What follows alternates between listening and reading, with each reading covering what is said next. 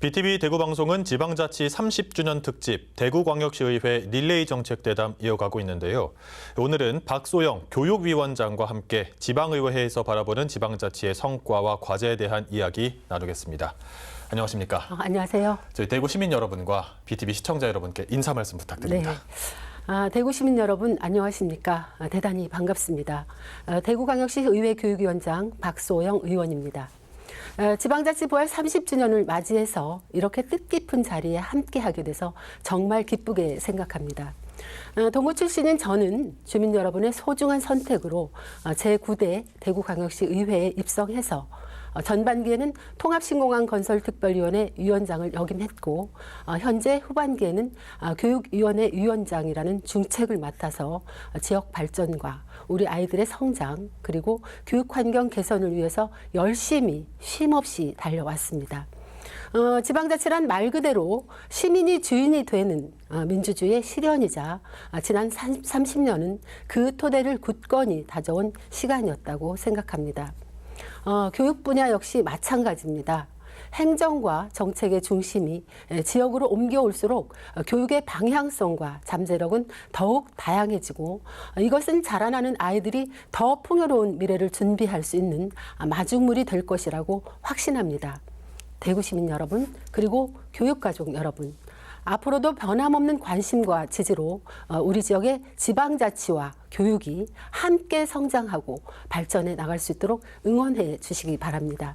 네, 저희가 지방자치 30주년 특집으로 이 대담을 이어가고 있는데요. 네. 위원장님은 기초의원 3선을 연임하고 이제 대구광역시의회에서 교육위원장으로 일하고 계신데 이렇게 맞는 지방자치 30주년 그 소감이 또 특별할 것 같습니다. 어떤 기분이십니까? 네, 지방자치 부활 30주년을 맞는 지금을 이렇게 되돌아보면요.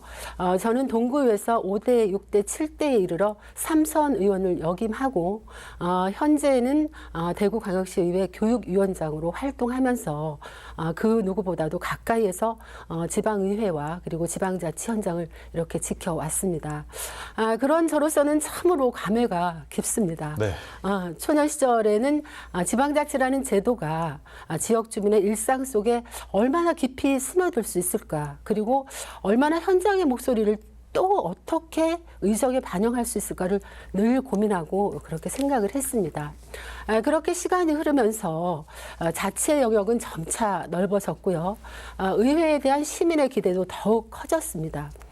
그 길을 함께 걸어온 사람으로서 지난 30년간 지방자치가 시민의 삶을 바꾸고 지역을 발전시키는 힘이 되어온 과정은 매우 뜻깊고 자랑스럽다고 생각합니다. 물론 아직 가야 할 길도 많다고 생각합니다. 그리고 지방의회의 권한은 여전히 제한적이고요. 뿐만 아니라 진정한 자치분권 실현을 위한 그런 제도적 뒷받침도 턱없이 부족한 상황입니다. 하지만 저는 앞으로의 지방자치는 시민의 애정과 그리고 참여로 더 깊어지고 더 단단해질 것이라고 믿고 있고요. 저 또한 더욱 열심히 활동할 것을 약속드립니다. 교육만큼 중요하고 또 교육만큼 시민들의 관심이 높은 분야도 없습니다. 교육위원장이라는 직책이 참 무겁게도 네, 다가올 것 같은데요. 네네. 어떤 신념으로 이 교육위원장직을 이끌어가고 계신지 네. 궁금합니다. 네. 교육위원장이라는 자리는 위원회를 운영하는 직책이기도 하지만요. 크게 보면 지역 교육 발전을 이끌고 개선 방안을 모색하기 위해서 소속 의원들의 뜻을 모으고 결론을 도출해내는 아주 중요한 자리라고 생각합니다. 이것을 위해서 제가 늘 중심에 두는 신념은 바로 현장과 사람 중심의 교육입니다. 법과 제도, 예산도 중요하지만요. 그보다도 더 중요한 것은 교육정책의 당사자인 학생, 학부모, 그리고 이제 교사의 실제 목소리를 듣는 것이라고 믿습니다. 그래서 저는 의정활동을 할 때는 항상 현장을 이렇게 먼저 찾고 있고요. 단 한 건의 민원이라도 직접 확인하고 고민하려고 노력해 왔습니다. 위원장으로서의 역할 중 하나인 회의 진행도 중요하지만요. 우리 위원회 소속 의원 한 분 한 분의 의견을 존중하면서 위원회의 역량을 하나로 이렇게 모아서 어떤 실질적인 변화를 만드는 중심축이 되는 것도 중요하다고 생각합니다. 그래서 저는 우리 교육위원회가 소통과 협력 속에서 대구 교육의 방향타가 될 수 있도록 늘 노력하고 있습니다. 우리 교육위원회는 앞으로도 내실 있게 실천을 우선하는데 의정 역량을 집중함으로써 시민 모두에게 더욱 사랑받는 위원회가 될 것을 약속드립니다. 네, 이번엔 의원님의 의정 활동의 세부적인 내용에 대해서 좀 여쭤보겠습니다. 네. 임시회 5분 발언을 통해서 대구의 관문이죠. 동대구 환승센터의 주차난 해소를 위한 대구시 대책을 촉구하셨는데 시민들이 많이 공감을 했을 것 같습니다. 위원장님이 보시기엔 이게 어떤 문제가 있다고 보십니까? 네. 그러니까 지난 7월이죠. 제 318회 임시회 5분 발언을 통해서 저는 동대구 복합환승센터 일대에 이렇게 반복되는 주차난 문제를 해결하기 위한 근본적이고 실질적인 대책 마련을 대구시에 촉구했습니다. 네. 아주 잘 아시겠지만 동대구 복합환승센터 일대는 고속철도 그리고 시외버스, 지하철, 시내버스까지 이렇게 한 곳에서 연결되는 대구의 관문이자 하루에 수만 명이 이용하는 대표적인 교통 허브이지 않습니까? 하지만 이렇게 중요한 지역 거점임에도 불구하고 만성적인 주차난과 교통 혼잡으로 인해서 시민 불편이 극심해서 지역을 찾는 방문객들에게는 오히려 도시 이미지마저 훼손하고 있는 그런 실정입니다. 네. 뿐만 아니라 환승센터 내 주차장은 상시 포화 상태고요. 특히 환승센터 밖을 보면은요, 주말과 공휴일 그리고 행사 기간에는 아주 긴 주차 대기 행렬과 교통 정체 그리고 불법 주차로 인한 보행자 안전까지 위협받고 있는 그런 실정입니다.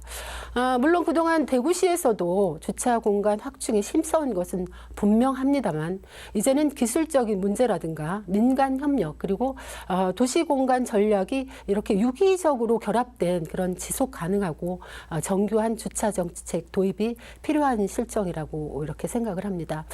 시민 여러분의 불편과 안전이 계속 방치되지 않도록 저 역시 계속해서 현장을 확인하고 문제를 점검해서 우리 시민들이 변화를 느끼고 체감할 수 있는 개선 방안과 그리고 해결책을 추진해 나가는 데 최선을 다하도록 하겠습니다. 네. 또 6월 정례회에서 발의하신 조례도 있는데요. 어린이 놀이시설 안전 강화를 위한 조례. 정확히 어떤 내용인지 한번 소개를 부탁드립니다. 네. 이 조례는요. 우리 아이들의 건강한 성장과 발달에 필수적인 공간인 어린이 놀이시설에 대한 교육감의 책무를 규정했고요. 거기에 어린이 놀이시설 내 제한 행위를 추가함으로써 놀이시설에 대한 체계적이고 효율적인 관리를 통해서 이용자의 안전을 보다 강화하고자 그렇게 했습니다. 현재 대구시 교육청 소관 놀이시설을 보면 안전사고 발생 빈도가 이렇게 낮긴 해요. 그렇지만 전국적으로 학교와 유치원에서 발생하는 사고 비중이 적지 않다는 점에서 시설 안전 관리에 대한 교육감의 책무를 규정한 것은 큰 상징성이 있다고 그렇게 생각합니다. 그리고 어린이 놀이시설의 안정성 확보를 위해서 시설 내 탈의를 하거나 불건전한 동영상을 시청하는 행위라든가 개인형 이동장치의 출입이나 불법 주정차 같은 제한 행위를 추가함으로써 놀이시설에 대한 안전관리 기준을 강화했다는데 각별한 의미를 두고 있습니다. 이번에 발의한 어린이 놀이시설 관리조례 일부 개정 조례안은요. 우리 아이들이 마음 놓고 뛰어놀 수 있는 그런 지속적인 환경을 만들기 위한 작지만 매우 중요한 발걸음이라고 생각합니다. 당연히 조례를 발의했다고 여기서 끝나는 것이 아니라 앞으로도 현장을 직접 챙기고 관련 기관과 지속적으로 협력해서 실효성 있는 이행과 점검이 이루어지도록 노력하겠습니다. 동일하게 교육과 관련해서 또 특수교육 발전 조례안도 발의하셨는데요. 저출생 영향으로 학령 인구는 매해 줄고 있지만 특수교육 대상자는 해마다 늘어나고 있다고 들었습니다. 그렇습니다. 이 특수교육에 대한 관심과 지원도 이제는 더 강화돼야 할 필요가 있는 것 같은데요. 위원장님이 발의하신 조례는 어떤 내용입니까? 네, 2024년 교육부 특수교육 연차 보고서에 따르면요, 대구 지역 학생 수가 2020년 29만 명에서 2024년에는 27만 명으로 이렇게 감소를 한 반면에요. 네. 특수교육 대상자는 같은 기간에 5천여 명에서 6천여 명으로 특수교육 수요가 꾸준히 증가하고 있는 그런 상황이거든요. 이런 상황에서 특수교육 대상자들에게 적절한 교육 환경을 제공하고 특수교육 발전에 필요한 사항을 규정하기 위해서 장애 유형별 특수교육 대상자 현황 등에 대한 실태 조사를 실시하고요. 또 관련 통계를 작성하고 관리하도록 그렇게 했습니다. 그리고 지역별 장애 유형별로 균형 있는 특수교육기관 설치나 운영을 통해서 특수교육 대상자의 원활한 배치와 교육을 하도록 규정하는 등 특수교육 대상자의 학습권 보장과 자아 실현에 기여하고자 그렇게 했습니다. 아시다시피 모든 학생은 장애 유무와는 관계없이 그 존엄성과 개별성을 존중받으면서 교육받을 권리를 가질 텐데요. 장애 학생의 특성과 교육적 요구에 부합하는 맞춤형 지원 체계를 구축하는 것과 그리고 차별 없는 교육 환경 조성을 위한 제도적인 그런 근거를 마련했다는 점에서 어떤 정책적 시사점이 크다고 그렇게 말할 수 있겠습니다. 네, 이런 특수교육 정책이나 어린이들의 안전을 위한 정책에 더불어서 기존에 실시하고 있는 교육 철학을 쭉 이끌어 나가는 역할이 교육위원장으로서의 정말 큰 역할이라는 생각이 드는데요. 네. 이제 남은 임기가 1년여 정도 됩니다. 네. 남은 기간 동안 교육위원장으로서 꼭 하고 싶은 일이 있으시다면 그리고 어떤 각오로 남은 1년 의정 활동에 임하실 건지 한 말씀 부탁드립니다. 네. 우리 대구에는 9개 구군에 걸쳐서 유치원을 포함해서 총 778개 학교가 있고요. 약 27만 명이죠. 27만 명의 학생 그리고 2만 6천여 명의 교원이 이렇게 있습니다. 네. 교육위원장으로서 남은 임기 동안 제가 꼭 이루고 싶은 목표라면요. 대구의 모든 학생과 교사들이 공평하고 공정한 교육 시스템 안에서 배우고 또 가르칠 수 있도록 그렇게 하는 것입니다. 아이들이 태어난 지역마다 다니는 학교마다 이렇게 다르게 교육의 질과 기회에 차별이 생기지 않도록 교육 격차 해소를 위한 정책과 예산 지원을 아끼지 않겠다는 약속을 드리겠습니다. 동시에 지금 대구 교육은 정말 많은 그리고 중요한 현안들과 마주하고 있습니다. 이를테면 아이비 교육이라든가 유보통합, 늘봄학교 확대, AI 기반 디지털 교과서, 그리고 학령 인구 감소로 인한 학교 통폐합 문제까지 어느 것 하나 소홀히 할 수가 없습니다. 이런 문제들을 해결하기 위해서 저를 비롯한 우리 교육위원회 의원 모두는 현장의 목소리에 더 귀 기울이면서 실효성 있는 정책을 함께 만들어 가겠습니다. 특히 다가오는 9월부터 10월까지는 각 지역을 직접 찾아가서 교육 현안을 간담회를 개최할 예정입니다. 교육 현장의 생생한 이야기를 듣고요. 이를 실제 정책에 반영해서 현장 중심의 실질적인 교육 행정을 그렇게 실현하겠습니다. 지금까지 그랬듯이 앞으로도 계속해서 더 낮은 자세로 더 가까운 곳에서 이렇게 A부터 Z까지 작은 목소리 하나도 놓치지 않는 교육의 대변자가 되겠습니다. 교육 자치를 향한 치열한 발걸음 또한 멈추지 않겠습니다.